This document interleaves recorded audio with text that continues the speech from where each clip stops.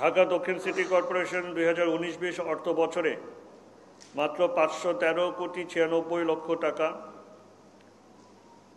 যা পরে বৃদ্ধি হয়ে 2020-21 অর্থ বছরে 703.31 কোটি, 2021-22 অর্থ বছরে 879,65,00,000, 2022-23 অর্থ বছরে যেটা 1000 প্রথম বছর যেখানে আমরা 1000 ছুঁয়েছি, 1031,97,00,000, এবং এই বছর 2023-24 অর্থ বছরে আমরা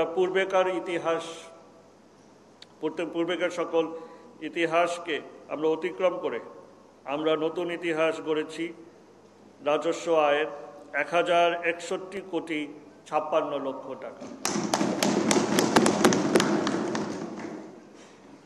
এই ধারাবাহিকতা লক্ষ্য করলেই বোঝা যায় যে আমাদের যেই রূপকল্প, যে লক্ষ্য নিয়ে, যেই কর্মপরিকল্পনা নিয়ে আমরা এগিয়েছি তার ফল আমরা পাওয়া শুরু করেছি এবং ক্রমবর্ধমানভাবেই আমরা সেটার সুফল ঢাকাবাসীকে দিতে পারছি।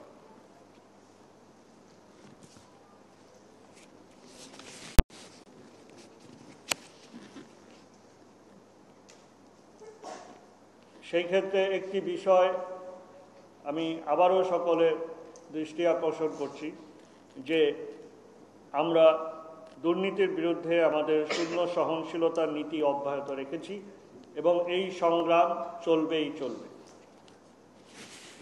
বিগত অর্থ বছরে যে সকল খাত হতে আমরা সবচেয়ে বেশি রাজস্ব আয় করেছি সেখানে কয়েকটি শুধুমাত্র আমরা উল্লেখ করব। আমাদের মূল খাত যেগুলো, সেখানে আপনারা লক্ষ্য করবেন যে গৃহকর, যেটা আমরা বলি পৌর কর, হোল্ডিং ট্যাক্স, সেটাই সিটি কর্পোরেশনের আয়ের অন্যতম একটি মাধ্যম।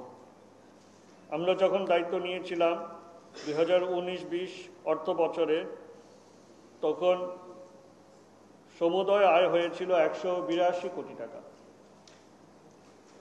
সেটা ধারাবাহিকভাবে ক্রমবর্ধমান বৃদ্ধি হয়েছে। 2020-21 অর্থ বছরে আমরা আয় করেছি 254,85,00,000 টাকা, 2021-22 অর্থ বছরে আমরা আয় করেছি 324,40,00,000 টাকা, এবং 2022-23 অর্থ বছরে আমরা আয় করেছি 347.23 কোটি টাকা। এবং আবারও আমরা নতুন ইতিহাস রচনা করেছি। এবছর আমরা আয় করেছি 437,00,000 টাকা। এই অর্থ বছরে আমরা আয় করেছি, আমরা 400 ঘরে পদার্পণ করলাম, 400-তে আমরা পা দিলাম।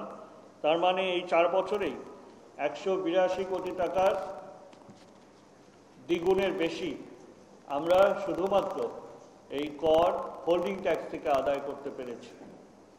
এটাই প্রমাণ করে যে কোনো কর বৃদ্ধি না করে, শুধুমাত্র সুশাসন নিশ্চিত করে, দুর্নীতি মুক্ত করে, গাফিলতি অবহেলা রোধ করে আমাদের এই আয় সম্ভব হয়েছে।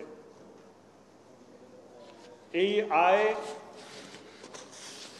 এই আর্থিক সুশাসনেরই পরিচয় বহন করে, আর্থিক সুশাসনেরই প্রমাণ বহন করে, এবং এই আয় ঢাকাবাসীর, ঢাকা দক্ষিণ সিটি কর্পোরেশনের উপরের যে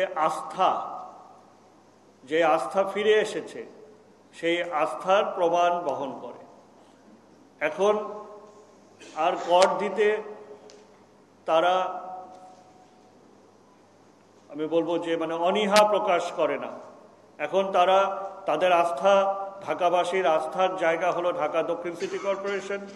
ঢাকাবাসী মনে করে যে এই যে করটা সে দিচ্ছে, এই করটা তার উন্নয়নে, তার শহরের তার জীবনযাপনে মাত্রা, জীবনমানের মাত্রা উন্নয়নের জন্যই ব্যবহৃত হচ্ছে। এই আস্থাটা ফিরে এসেছে ঢাকাবাসীর মাঝে, যার ফলশ্রুতিতেই আমরা এই আদায়টা এই আয়টা করতে পারছি। এবং এই বছর, এই অর্থ বছরে আমরা লক্ষ্যমাত্রা যেটা নিয়েছি সেগুলো আমি পরবর্তীতে আপনাদেরকে জানাবো। আমরা আত্মবিশ্বাসী যে ঢাকাবাসীর এই নিরঙ্কুশ আস্থার ফলশ্রুতিতে আমরা আমাদের এবছরের লক্ষ্যমাত্রারও আমরা কাছাকাছি যেতে পারব।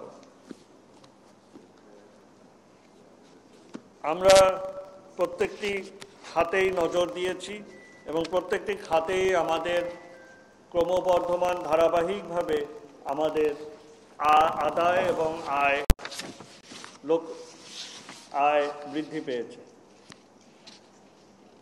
সামষ্টিকভাবে 4 বছরের ব্যবধানে আমাদের বিভিন্ন খাতে আয় কিছু কিছু খাতে 500%-এরও বেশি বৃদ্ধি পেয়েছে। যেমন টয়লেট, পার্কিং, কাঁচা বাজার, ভাগাড় ইত্যাদি ইজারা থেকে আমরা আয় করেছি 25.32 কোটি, যা এর আগে মাত্র ছিল 4.5 কোটি টাকা।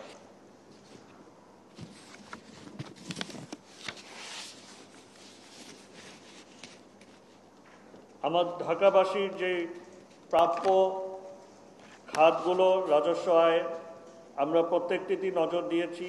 অনেকগুলোতে এর আগে কোনোভাবেই রাজস্ব আয় করা যেত না, অনেক প্রতিকূলতা ছিল, সেগুলোকে আমরা দূর করে আমরা সেখান থেকে রাজস্ব আয় নিশ্চিত করেছি। যেমন আমাদের মেয়র হানিফ উড়াল সেতু থেকে আমরা এখন নিয়মিত রাজস্ব আদায় করতে পারছি।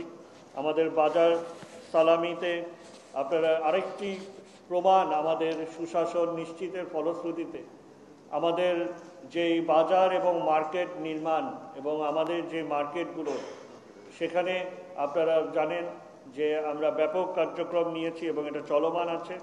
আমরা সুশাসন নিশ্চিত করতে পেরেছি, যার ফলশ্রুতিতে আমাদের বাজার সালামিতে আমরা যেই লক্ষ্যমাত্রা নিয়েছিলাম সেই অনুযায়ী আমরা গত অর্থ বছরে আয় করেছি 145.39 কোটি টাকা।